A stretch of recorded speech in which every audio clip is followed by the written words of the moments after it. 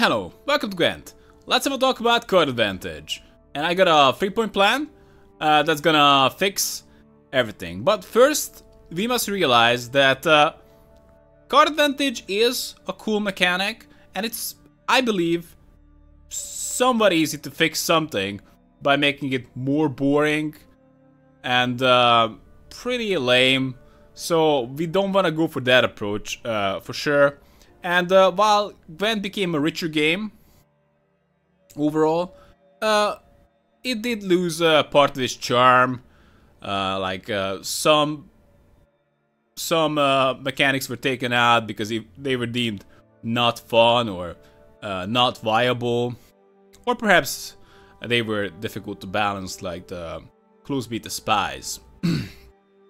But Spies are a bit of a problem, frankly, because I'm just gonna bring up one example that just kind of points out that how problematic Spies could be. Let's just assume you go second and you throw a spy. At that point, your opponent chooses to go either go down 2 and try to fight from there. But if he goes down 2, then he probably is gonna recover 1 card advantage next turn and he's gonna lose the game. If he chooses to give up after you throw a spy, then you can likely, at very least, win with a card down that you can recover that card advantage next turn and have complete control over the game. And in some cases, you actually win on even cards.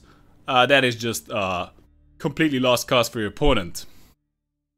In some cases, the players are very much willing to go down 2 cards to get control over the game, because you need to have an ideal scenario for your win condition, and that is extremely important for basically all the decks. Especially if your win condition is different than your opponent's.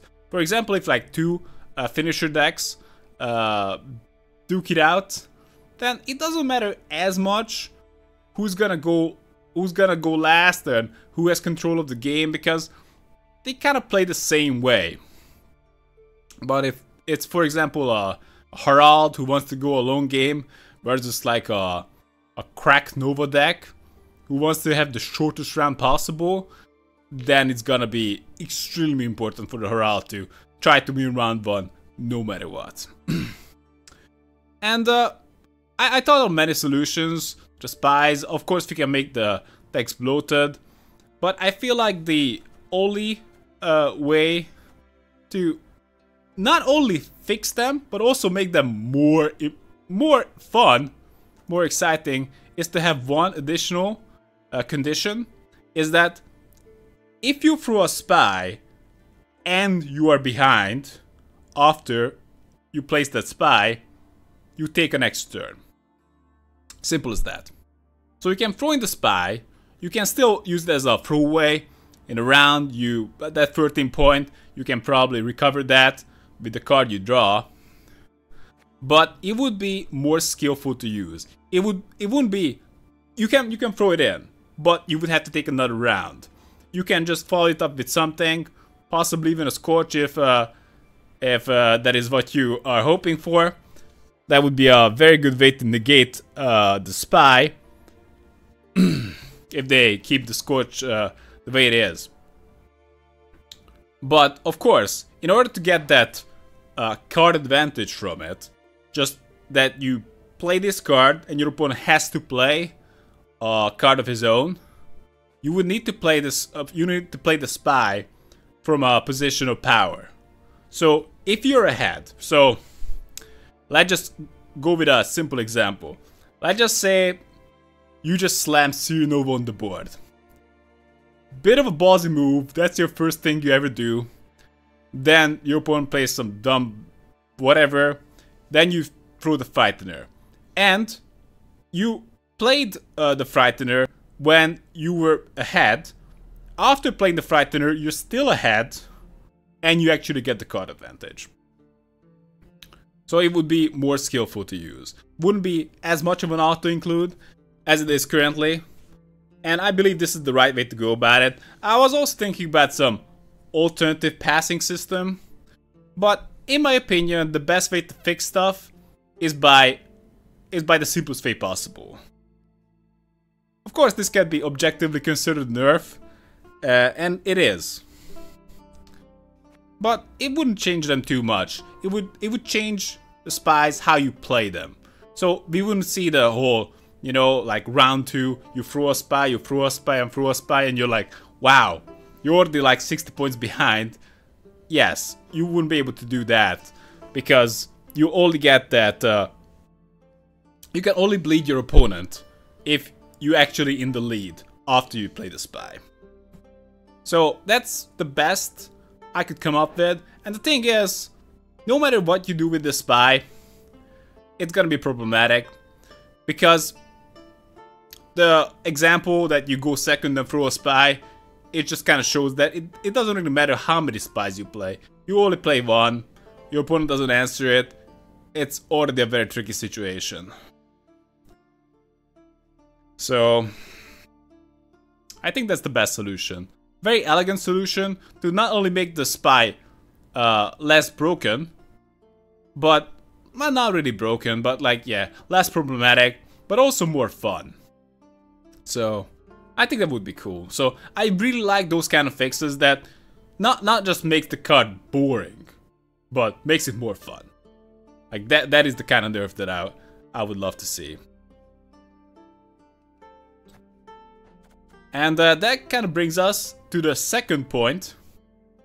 And this is very well known when you like play against Skellige. That's why I have the collection here. That you just see MORKVARG. And when of this unit enters the graveyard, resurrected and weakened by half. So this resurrect, like when you win first round, you have to go first, second round. And many times you wanna pass. You wanna pass for card advantage to gain it back, because if you start fighting as going first, there's a good chance that you're just gonna be savagely destroyed and you lose your card advantage. So it's bad. And if your opponent has MORKVARG, then he can deny that open pass. That just makes MORKVARG so much better. Like, imagine if you had like a 9 power, not 9 power because it's like 15 overall if you like add it together. Imagine if you had a 15-point positive spy. That's MORKVARG, and that's all geared, and that's Elven Wardancer as well. So yeah, of course these are just few cards, but anything that's resilient or you can just throw it on the board, like the Elven Wardancer, serve the same way. And in my opinion, the best way to fix this, but of course this has to be built on the spy change. And I believe like these issues kind of connect. You can't just like ignore some of it and just hope that the others one can be fixed, because the best way to fix this is to change how Gwent works. And I know that those are very scary words, but it's a very simple change. When you win a round, instead of going first, you go second. And why that would be really good. So first of all, if your opponent plays like a Wardancer, or like a whatever carryover, doesn't matter. Because he goes first, he has to play something, and you can gain back the card advantage if that's what you want. So carryover or just some drops wouldn't prevent you from gaining back the card advantage from the card you most likely spent to win round 1. But also, it would separate two things. If you win round 1, what you get? You get last say in round 3, and you also get complete control over the game. And you get both of these. That makes winning round 1 pretty damn good.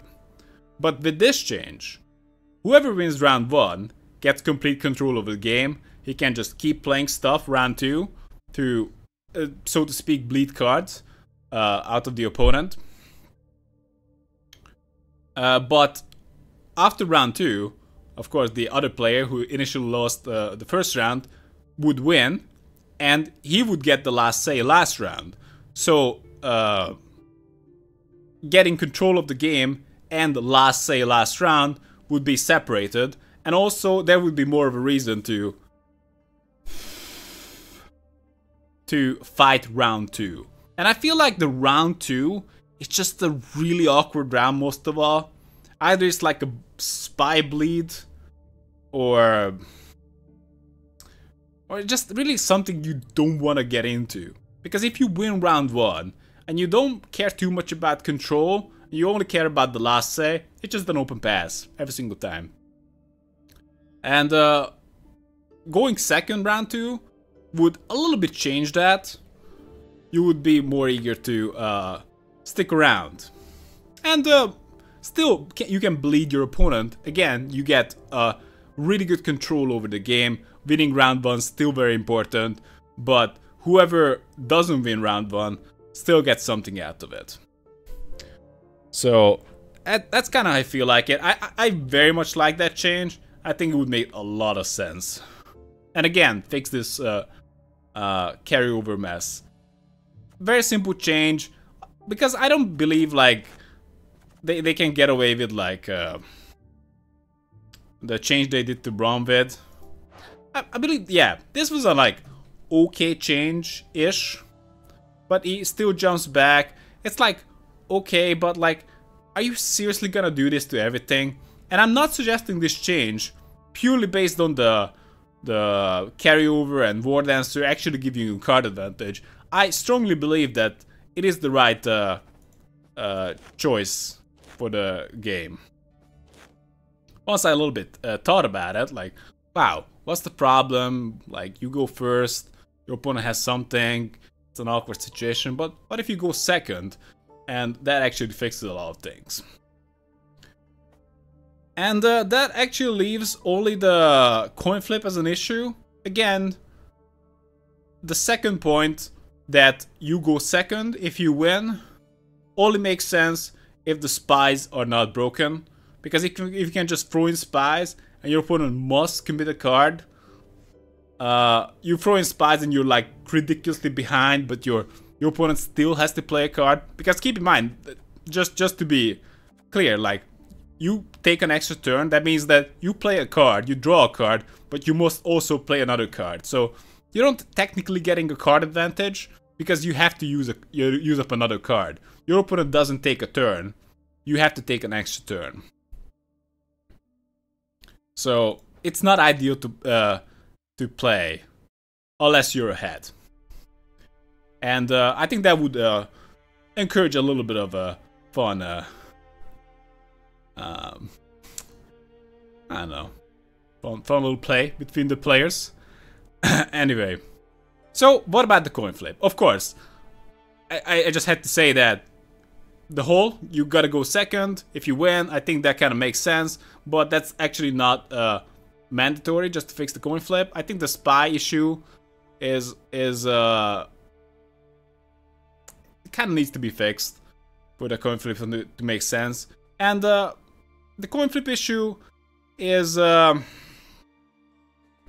I don't believe it has a perfect solution, because Gwent is a 3-round game.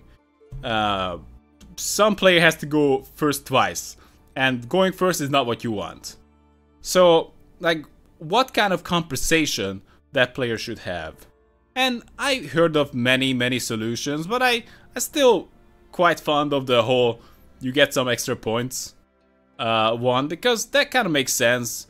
That forces, that actually encourages, more like it, the player who goes first to press the second player, and without the fear of getting spied, it wouldn't be too bad. So the question is, well, you could still get spied, but you would need to fall significantly behind for that to happen. So at least you would have like a little bit of extra, just to keep pressuring the second player first round. So how much of a bonus should the first player get? It kinda goes back to like how strong the cards are. Like we see like what's a good example? I'm looking for the half-elf hunters. So this is a base 12. A silvers are like a base 15. Golds are like 18 or so. So we can easily see like what kind of points are we looking for. With combo, you can easily get more than that. I'm thinking at least like 7 to 8 is what you want to start with. And see how that works out. It doesn't have to be a perfect solution. In many games it's not a perfect solution at all. But there's at least something there. There's just something to compensate for the disadvantage of going first or second, depending on the game. Many times it's a card, or just like some kind of a whatever, doesn't really matter, or like coin, whatever. But it's something. And actually, it does change in other card games. I can bring up Hearthstone. Some decks might actually prefer to go second because, well, I just have the. Of course, aggro decks wanna go first, but if you're like running a combo deck, you might want a coin, especially in a non-aggro matchup. So while it's objectively a little bit better to go first, you know, going second is not so bad. Might be actually preferable. And going first here would just give you a little bit of a advantage. Not something, because like if you're talking about like 7 to 8 points, then if you just open pass, then you're giving that all up. Because if you just open pass with your advantage, keep in mind it encourages you to fight. Because you got an extra points, but 8 extra points worth nothing if your opponent just plays a bronze and like, hey, thanks for that, loser. And yeah. I'm not sure how it would go, because a tempo deck, it would encourage tempo decks a little bit. And also it would be a little bit of backup to those value generating decks, so you know you don't really get out tempoed so easily. Just think of like any kind of slow card that you just put on the board and just like it's like 6, 7, 8 power and it slowly generates value. Just some of them are just stupidly slow. Unviably so. Like we got do I even have them? Oh yeah, I have them. KAEDWENI Revenant, like look at this. 4 power? If you had like an 8 power start, then you can probably like at least play like 2 of them before you get ridiculously out-tempoed. In most scenarios, like that's not gonna happen. And we are assuming that these don't get killed. Whatever, they're probably gonna change. But the point is, like, if you try to pull this off right now, and you go first, you like play one, you play another one, and your opponent already played like at least 28 points. At that point, he's like 20 points ahead of you, and it's gonna be awkward. And what's probably gonna happen is that you play a spell, or just play a unit to follow it up, and you play another unit to follow it up, and guess what? You're 2 cards down, and your opponent just gonna like, hey, do I want to win this game, or like just take my 2 cards extra? So yeah, it would help with that. Most definitely. Anyway, that's it, guys. Tell me what you think. Maybe it was longer than it should have been. But I believe these changes would help quite a bit. And most of all, I just want to make sure that Gwent is becoming, or staying, and becoming a more interesting game and fun game. I want to see these unique mechanics shine. And I'm looking forward to more. So that's it, guys. Thanks for watching. See you next time.